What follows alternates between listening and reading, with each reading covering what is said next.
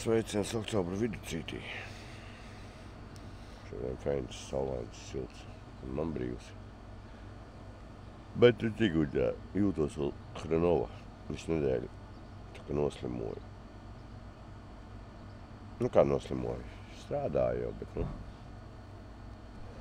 nebija.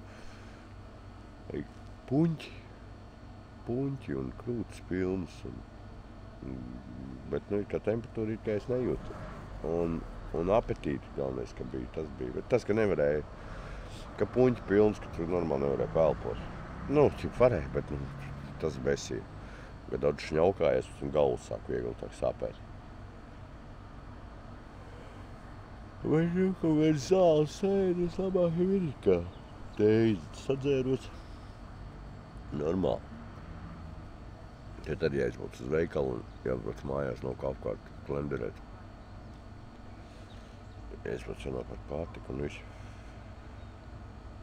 Šodien arī iebrauc kafejnīcu un nomainīju savu universālo variantu.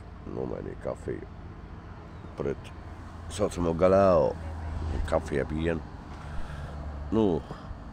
Kafija ar pienu, bet es zem espresso izspiežu to kafiju. Karsts piens un tāds interesants padzēriens. Jā, un arī no sava tā septembra velotripa arī video neesmu salicis linkums montēt, kā nav, tur neesmu samontējis, neko neesmu ielicis, kur besis maškad neliks, nezinu. Ja tur kā nav, tur visi bija man tādi, kur es kaut kur sēdēju, kaut ko vāvuļoju, nebija, kur es braucu ar riteni un runāju.